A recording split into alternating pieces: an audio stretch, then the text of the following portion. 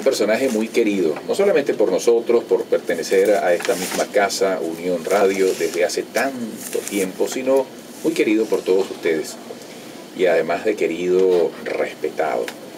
Realmente el beneficio que hace John Aispurua al país y al resto del mundo donde llegan sus mensajes es de un gran valor. Incansable en la búsqueda, en la exploración de todos aquellos mensajes que verdaderamente construyen, que conforman los valores del espíritu, y buscando ejemplos en grandes biografías.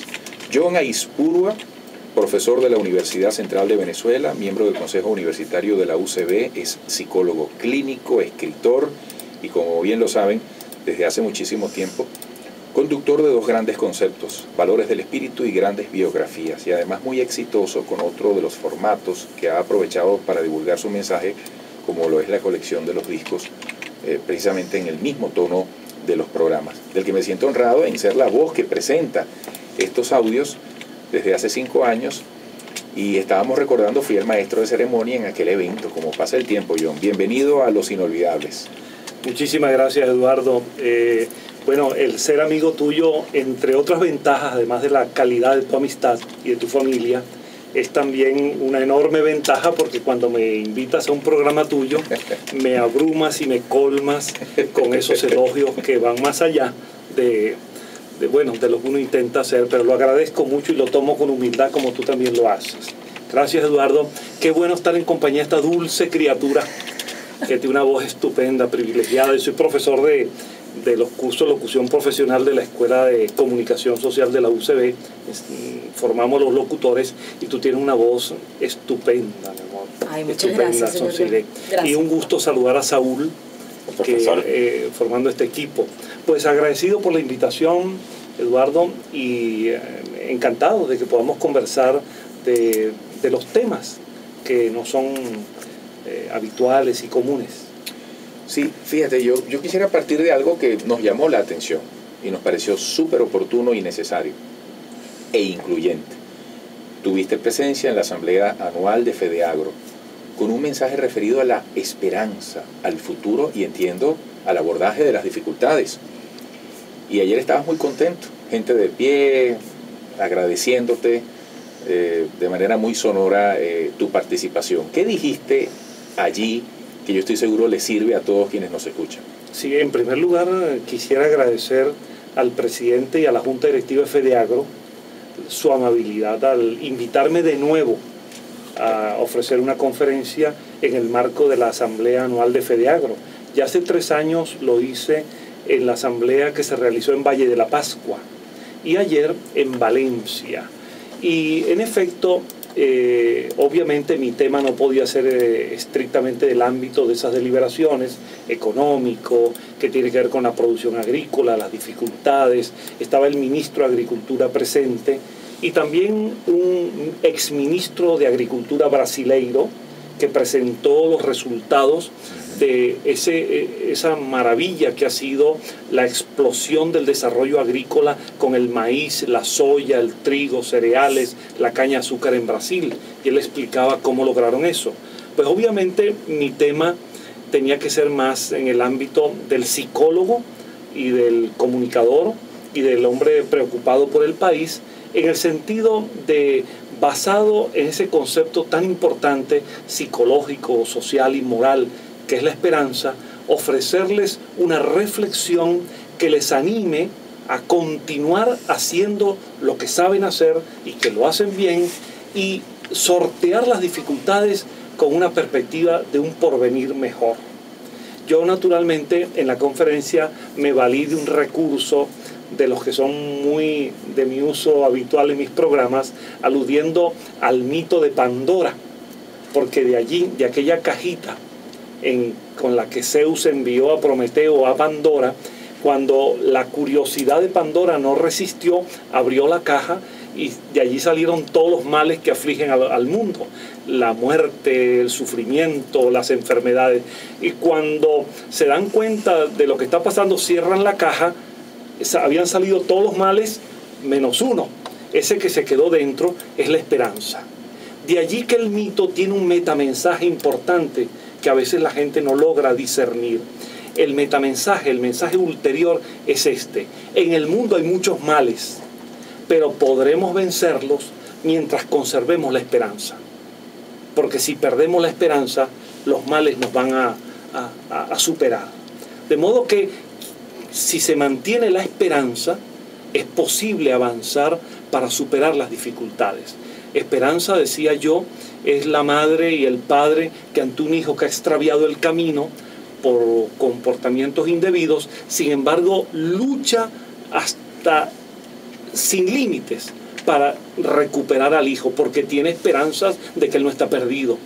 Y la esperanza también es la de la galantería en la vida, la del hombre que pretende a una mujer. Bueno, la mujer a veces dice no, pero piensa que puede ser un tal vez, y mientras tenga esperanza y el amor esté allí insuflando el ánimo del pretendiente, mientras haya esperanza, seguirá insistiendo en ello. Y a veces la esperanza es coronada con el éxito.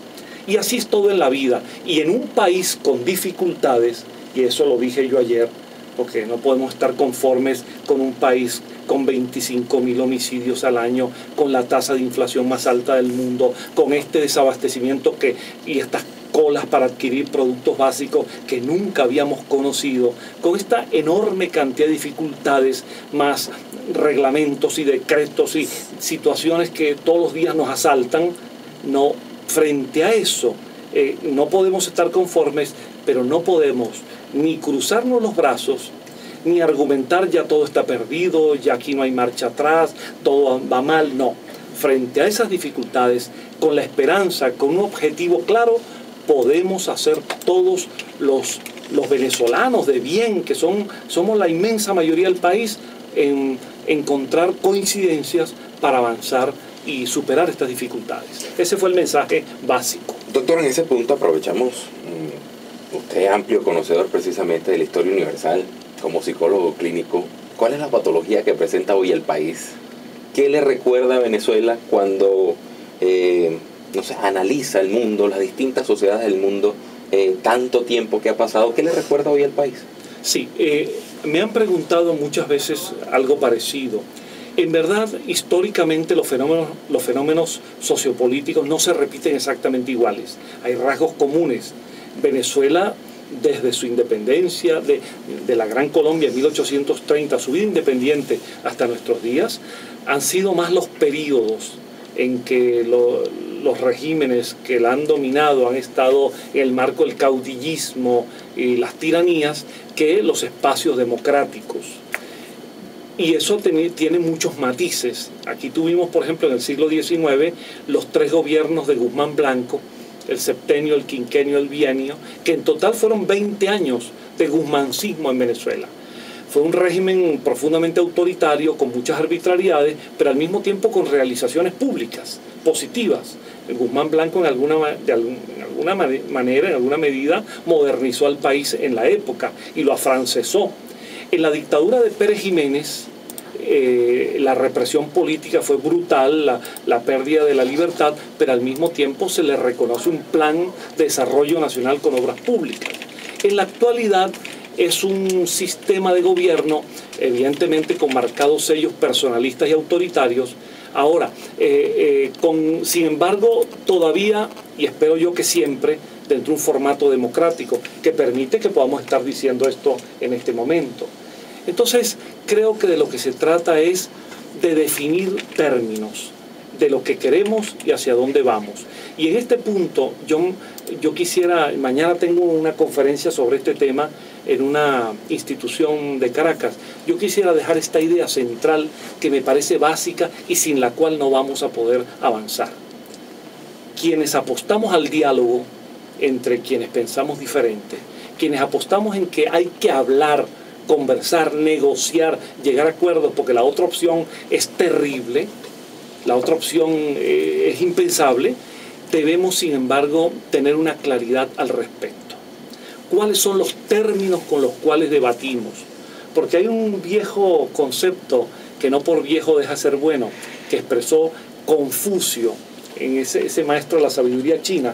Confucio decía: antes de que se discuta, vamos a ponernos de acuerdo en el significado de las palabras.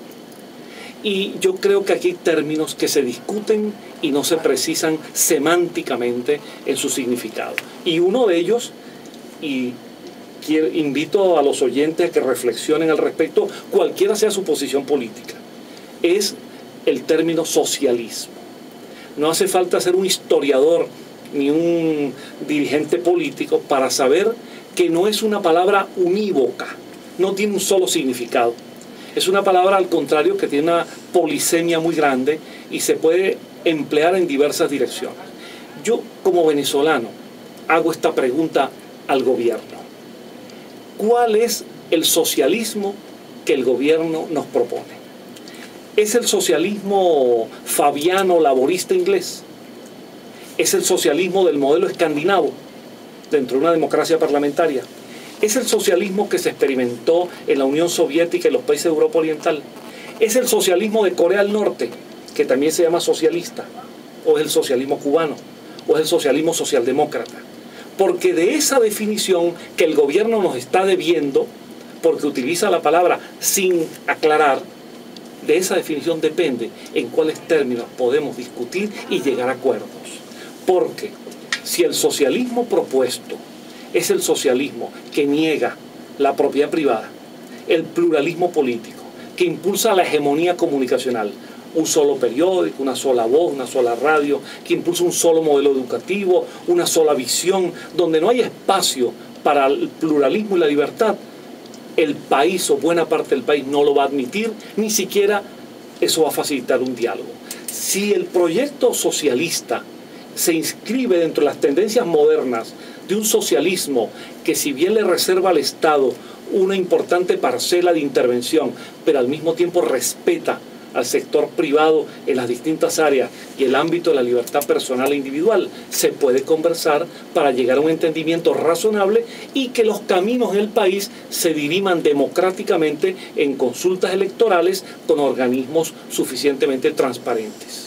Cuando uno habla de esperanza para nuestro país, uno inevitablemente piensa y focaliza la atención en las generaciones de relevo. Las generaciones de relevo que en todos los procesos históricos han jugado un papel fundamental. ¿De qué manera, cómo deben incluirse, por ejemplo, los estudiantes, que son la joya más grande, más importante de Venezuela, en este diálogo o en este proceso que está incipiente y que requerirá de mucho tiempo, requerirá de mucho esfuerzo? ¿Cómo lo ve John Aispurúa? Pero son las 8 de la mañana con 30 minutos. Hacemos una pausa aquí en este espacio y volvemos con este programa Los Inolvidables. Recordamos que estamos conversando con John Aispurúa, profesor de la Universidad Central de Venezuela, miembro del Consejo Universitario de la UCB, economista, y por supuesto el personaje de hoy en nuestra sección Los Inolvidables. Queda abierta una pregunta, señora Aispurúa, y era la que tenía que ver con la esperanza y quiénes representan la esperanza para nuestro país, las generaciones de relevo.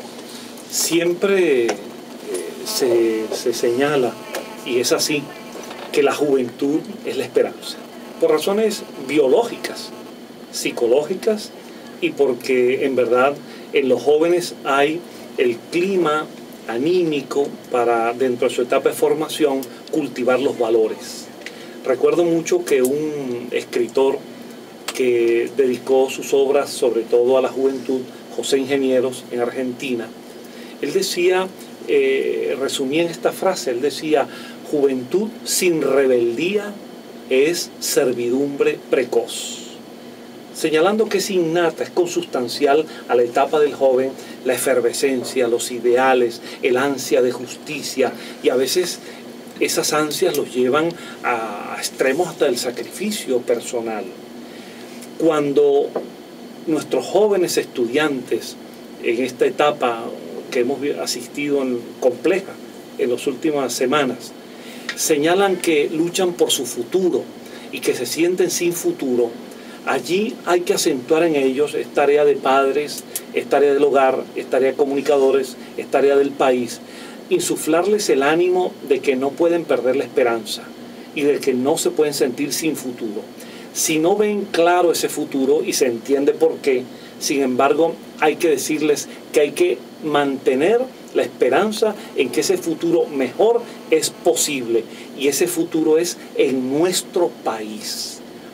Yo suelo invitar a que insistamos en apostarle al país, porque solo estando en él podemos entre todos construirlo, recuperarlo y hacerlo mejor. No permitamos que esta situación en que se nos han ido yo no sé cuántos, pero son ya cientos de miles de venezolanos. Yo creo que a cualquier venezolano de bien, independientemente de su posición política, le tiene que doler que haya 700.000 u 800.000 venezolanos fuera del país. Además, siempre he pensado yo en que esa es una realidad estratificante y que no se aleja de la premisa de la igualdad de condiciones para toda una sociedad, porque hoy en día dramáticamente es muy común que la gente te dice, no, yo mandé a mis hijos para afuera, y uno entiende que no todo el mundo lo puede hacer, pero además te lo dicen no como una decisión planificada, con cabeza fría, sino prácticamente como una huida, como una muy dolorosa decisión que sencillamente te aleja de tu patria por razones de fuerza mayor. Y deja una huella en el resquebrajamiento de las familias y de la integración natural y evolutiva del país, porque son fracturas demográficas, psicológicas, familiares, económicas, sociales. Es un país que se fractura cuando tiene una emigración tan alta y en tan corto tiempo. Venezuela, y eso está bien reconocido, Venezuela fue un país de inmigrantes. Recibimos acá a cientos de miles, pasaban de millones, la cantidad de personas de esas buenas inmigraciones, de españoles, portugueses, italianos, europeos y luego incluso de algunos países latinoamericanos hasta por otros motivos. Eso contribuyó a que en el país se fortalecieran creencias, costumbres, incluso se integraran por la vía de los matrimonios, las uniones, los hijos, se integrara el país. Y de hecho, y permítame esta digresión, nuestras bellezas, nuestras mises, que logran con tanto éxito premios internacionales, en buena medida su belleza física, además de sus valores morales e intelectuales, su belleza física tiene mucho que ver con esa combinación étnica, con esa unión sanguínea de fuerzas, de culturas y de razas diferentes. De modo que hay que insistir en que eso no puede ser el camino, que quien disienta y quien esté en desacuerdo pierda la esperanza y se marche del país o se vayan sus hijos, se divida la familia. Fíjate, este programa se llama Los Inolvidables y no hemos hablado de ti. Y yo pienso que tú tienes el mérito de estar permanentemente explorando y además buscando referencias convincentes a través de frases, de historias, de personajes que nos puedan orientar. Y yo siento como venezolano y padre de familia, y eso nos tiene que mortificar a todos, que de alguna manera el país se nos escapa en la medida en que nos estamos alejando de valores para respetar el semáforo, para conducir un automóvil, una moto, para entrar o salir de un lugar. Estamos perdiendo modales básicos de convivencia. Y yo supongo que desde muy temprano tú te habrás interesado en la lectura, en la formación, en los valores del espíritu. Oye, háblanos de la esperanza también en ese sentido. ¿Cómo hacemos? Porque no es solamente la variable económica lo que nos está afectando. Claro, pero ya que tú me invitas a una referencia personal, yo lo hago con la modestia del caso, me permito decir esto. Yo soy una persona que provengo de sectores socioeconómicos muy humildes. Yo estudié siempre en colegios públicos. Mi escuela primaria en Tucacas, Estado Falcón, luego en Valencia, en el Colegio República del Perú, excelente colegio, luego en el Liceo Martín J. Sanabria, público de Valencia, y luego en nuestra querida Universidad Central de Venezuela. Por eso cuando a mí alguien me habla de que ahora es que hay educación pública en el país, yo digo, pues yo no soy marciano, ni extraterrestre, ni vengo de Ganímedes. Toda mi educación fue en instituciones públicas y buenas, y absolutamente gratuita. Y en mi universidad estudié de noche para trabajar de día. De modo que yo creo en valores como eso. Yo aprendí con mis padres y en los ambientes donde me crié, humildes, pero aprendí el respeto, la decencia. En una oportunidad, recuerdo en mi escuela de Tucacas, de niñito, que eran 2 turnos, mañana y tarde, voy a casa con mi bulto escolar. Mi madre revisaba siempre que las tareas, lo que habíamos hecho antes de darnos el almuerzo, y se me vino un sacapuntas que no era mío en el bulto. Y mi madre armó un escándalo por ello. Ese día no almorcé hasta volver en la tarde a clase a devolver el sacapuntas, que no sabía por qué se me había ido allí. Esa es una referencia para aprender a respetar el derecho de los demás y a obtener el sustento y cualquier beneficio con el esfuerzo del trabajo. El valor del trabajo, Eduardo, es muy importante. Yo desecho esos refranes indebidos, esos refranes de que el trabajo es tan malo que hasta pagan por hacerlo. O como dice la guaracha aquella, de que el trabajo lo hizo Dios como castigo. Creo que era el Negrito del Batey, la canción aquella, ¿no? Qué buena referencia. Sí, no, el trabajo no lo hizo Dios como castigo. El trabajo es una bendición de Dios. Y hay que enseñar a nuestro pueblo que no es con prebendas, ni con bonos, ni con un monto no ganado, sino con esfuerzo y con trabajo que debes dignamente mantenerte y sustentar a tu familia. El valor del trabajo, el valor de la educación. No hay nada que sustituya a la educación. Un pueblo sumido en el analfabetismo o en una educación de baja calidad no progresa. Y junto al trabajo y la educación, el cultivo de los valores cívicos. Dentro de ellos, hasta los modales, el respeto, el saludar, a que no nos convirtamos en seres huraños. No puede ser que en el ascensor del edificio donde vivimos hacemos lo posible para rápidamente que llegue el ascensor y entrar rápidamente y dejar al vecino que viene por allí para que no entre, porque no tenemos nada que decirle. Al contrario, aprovechar ese momento en el condominio para saludarlo, para preguntarle cómo le va, bueno. Estimular la convivencia, el contacto. Yo creo en esa Venezuela decente que hizo expresar a esos que vinieron de Europa y de otros lugares, decir qué pueblo tan maravilloso es el pueblo venezolano. Los que se llamaban musiúes se sentían contentos porque ese musiú entrañaba no un rechazo xenófobo, sino al contrario, una expresión de afecto por el que vino de otras tierras a trabajar y a quedarse en el país. Ahora, profesor, ¿qué papel ha jugado la politización de todo? Porque antier escuchaba a un analista de pasillo, personas común y corriente que te analizan todo el país, y me tomó por preocupación que él decía, esto no se va a hacer resolver ahorita más allá de un cambio de gobierno, porque la célula ya está en cada uno de los venezolanos. Es decir, ¿qué papel juega la polarización? ¿Cómo desterrarla además? Porque es algo, tomando el ejemplo del ascensor, se han visto casos además que a lo mejor le cierras el ascensor por diferencias ideológicas. Es decir, yo tengo mi posición y él no va a entrar porque yo no quiero ceder este cuartico de poder que puedo tener. ¿Cómo desterrar? ¿En cuánto tiempo se puede desterrar esta polarización independientemente del cambio de gobierno, no? Una vez escribí un trabajo para el diario Notitarde de Valencia, me lo pidió su director, buen amigo Laurencio Odriozola, colega tuyo y de ustedes, y me pedía a Laurencio que escribiera acerca de cuál es el peor mal que puede tener Venezuela en estos momentos. Y yo hablé exactamente, lo resumí en esta frase: la fractura del alma nacional. No es posible que hasta para jugar dominó en una mesa tengamos que escoger que solo piensen como nosotros. Hay que recuperar la posibilidad de jugar dominó y sabroso en una mesa, compartiendo y dialogando, incluso con el que piensa diferente. Esa polarización ha hecho mucho daño y todo discurso polarizador es inconveniente. Hay que buscar partiendo de una base. Primero, reconocer que hay pensamientos distintos en el país y que todos son válidos. Y segundo, partir de este concepto sin el cual no es posible ningún camino en esta dirección. No todo lo bueno está en mi lado, no todo lo malo está en el lado de enfrente. Hay, como lo dijo también en el diálogo que se realizó hace poco y que aplaudimos de paso, el gobernador del estado Lara dijo una frase a mi juicio feliz. Henry Falcón dijo: mire, presidente, no toda la izquierda está en el gobierno y no toda la derecha está en la oposición. Esta es una frase feliz, que es de paso parte de un diagnóstico de la realidad. El sector del gobierno también tiene matices y diversidades.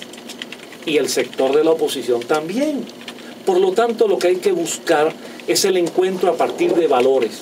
Los que queremos el país, que el país progrese, que haya justicia social, porque este es un punto muy importante. Nadie puede estar conforme con que haya sectores mayoritarios depauperados y sectores minoritarios obscenamente enriquecidos. Los contrastes sociales deben ser disminuidos porque toda persona tiene derecho a la dignidad con calidad de vida. Ese sentido de igualdad y de equidad y de justicia social enmarcado también con la libertad dentro de un clima de fraternidad.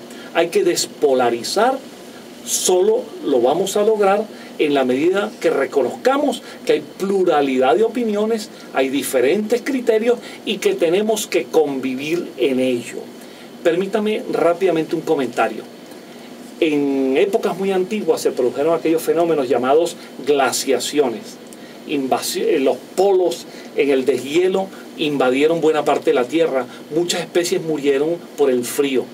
Y las especies que sobrevivieron fueron aquellas que hasta se juntaron y se unieron para darse calor y protegerse. Pero ¿cómo hicieron, por ejemplo, los puercoespines? Que cuando se unían para darse calor, con las espinas se herían. Si se apartaban, morían de frío. Si se unían, se lastimaban. Aprendieron que aún con sus espinas tenían que unirse. Los seres humanos somos como puercoespines. Tenemos todos nuestras espinitas. Y a veces tenemos que, con nuestras espinas, unirnos y tratar de herirnos lo menos posible. Usted, señora Expurua, además de tantas virtudes, tiene amplios conocimientos históricos, como lo han podido evidenciar los amigos oyentes. Usted ha hecho digeribles textos que, siendo muy densos, escuchados con sus análisis, con sus palabras, se hacen muchísimo más. Perdón, Sonsire es profesional de la educación, además de la comunicación. Una maravilla. Yo quiero preguntarle, de hecho tengo los libros de usted que fueron editados recientemente, frases que han hecho historia y dichos y hechos. Yo quiero preguntarle sobre el papel que juega la historia en estos momentos, porque quien no conoce su historia está condenado a repetirla. Sí, la historia como ciencia que estudia lo acontecido es una mirada del pasado primero para conocerlo, para aprender de él, situarnos en la actualidad y mirar hacia el porvenir. Y efectivamente el conocimiento histórico ayuda mucho porque, por ejemplo, nos inspira valores positivos y nos hace esquivar errores y elementos negativos. Por ejemplo, cuando uno mira lo acontecido con experiencias tan horribles como el nazismo, el fascismo italiano, el franquismo español, las dictaduras nazifascistas y al mismo tiempo las experiencias horribles del estalinismo y modelos parecidos, uno tiene que aprender de allí para decir hacia dónde tiene que mirar Venezuela, hacia la libertad, la democracia, el pluralismo, la justicia social. Y al mismo tiempo mirar e inspirarse en los ejemplos de aquellas mujeres y de aquellos hombres que han entregado su vida y su esfuerzo por enseñarnos a ser mejores seres humanos. Por ejemplo, ustedes han venido promocionando la actividad del domingo con la canonización de Juan XXIII y Juan Pablo II. Juan XXIII abrió un camino importante a partir de la reforma del Concilio Vaticano. Importante para una iglesia que necesitaba modernizarse, ayornarse, como dicen los italianos. Y Juan Pablo II fue, sin lugar a dudas, el líder en su momento, el líder no católico, el líder espiritual más importante del planeta en aquellos momentos.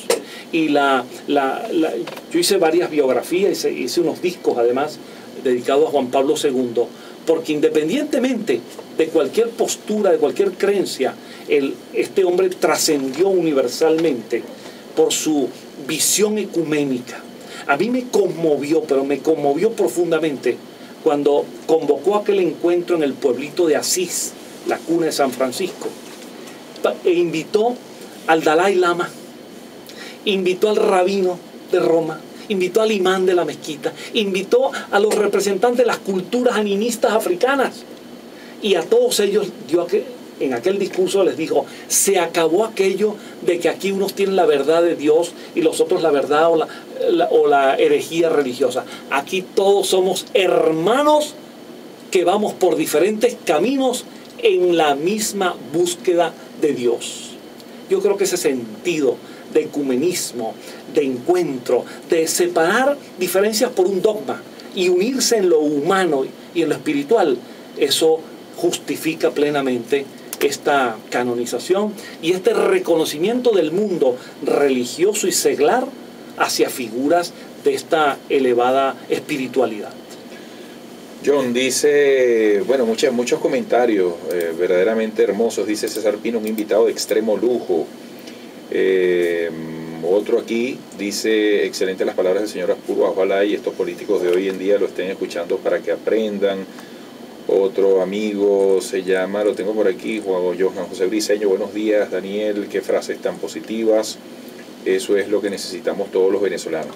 John, se agotó el tiempo, pero oye, muy brevemente, algo que a mí me llama mucho la atención en ti, con todo el rigor, con toda tu intelectualidad, la manera en que te cultivas permanentemente en la profundidad de la ciencia incluso, tú le has entrado también al espiritismo, has escrito en ese sentido. Oye, brevemente, porque es un aspecto de tu trayectoria y tu consistencia que puede sorprender a mucha gente. ¿Por qué el espiritismo? Sí, bueno, yo soy un hombre de muchos afanes y muy plural en mi búsqueda. Y uno de los temas en los que he buscado es las vías diferentes de acceso a un conocimiento de la espiritualidad y la trascendencia. Cuando yo leí los libros y estudié la obra de Allan Kardec, que es el fundador y codificador de la doctrina espiritista, me llamó la atención su propuesta de acceder al conocimiento de la vida espiritual, la vida después de la muerte, la evolución espiritual por una vía de la razón y de la investigación científica. Y el espiritismo tiene esta misma dificultad semántica que yo señalaba con la palabra socialismo. Yo puedo estar hablando de espiritismo y señalando una corriente de pensamiento filosófica, racionalista, como se desprende de las obras de Kardec y otros autores. Pero otro puede estar pensando que yo estoy hablando de María Leonza y de la hermana Panchita y del que fuma tabaco.